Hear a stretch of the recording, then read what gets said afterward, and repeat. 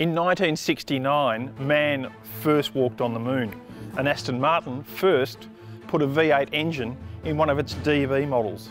Now, almost 50 years on, it's done it again. And if that's not enough of a milestone for you, the engine under that gorgeous bonnet is built by AMG.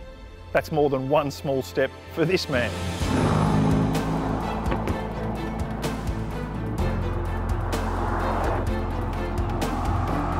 Last year's DB11 V12 was the first model to benefit from the Aston Martin and Mercedes tie-up. This new V8 variant takes that relationship one step further, featuring the same turbo engine as the swag of 63s and AMG's flagship GT. The alliance with Mercedes-Benz also delivers electrical platforms to Aston Martin. In combination with the powertrain, this is an area where the lion's share of development costs are consumed.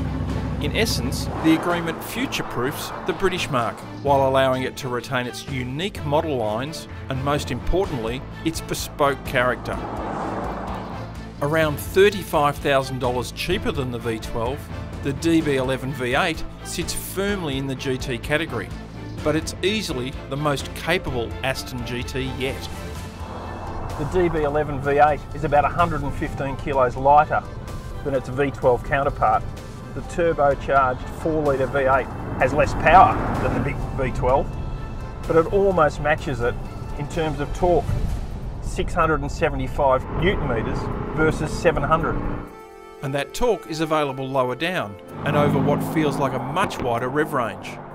There's less big booming bass of the AMG engine, less NASCAR and more Formula car. Got more of a European feel to it. And it's not just the engine note that sets the V8 apart. The chassis in this car has also been retuned in comparison to the V12. There's less of a GT character, but it's still a comfortable mile eater. It's a bit better balanced, and there's a bit more grip from the back end, which means that the thing steers a bit better. There's a touch more weight and more bite to the steering as well.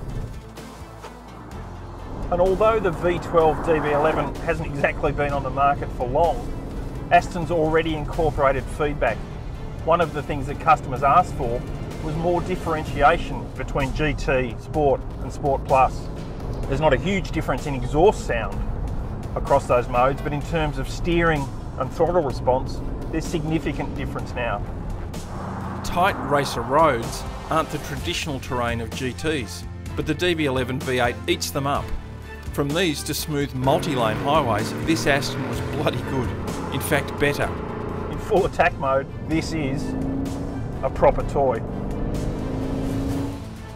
But there is more to GT cars than pure driving performance. Aston Martin's definitely carved a place for itself with its attention to detail with cabins. It wasn't that long ago that an Aston cabin was nice, but it was just a bit clunky. In the DB11 there's wonderful finishes, beautiful bespoke leather, excellent finishes to the centre console here with a choice of simple piano black or, my favourite, this really exquisite carbon detailing.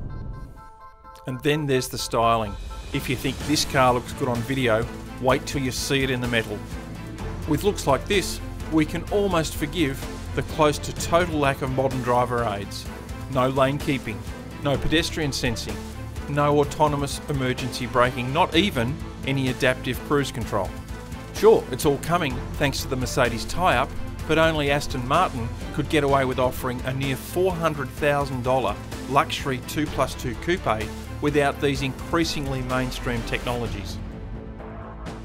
The rational GT buyer might see the lack of this equipment as a reason to dismiss the DB11 V8, but even a short drive will rekindle the passion. This is the first Aston ever that we can endorse with no buts. Cliched as it is, this is a genuine case of less being more.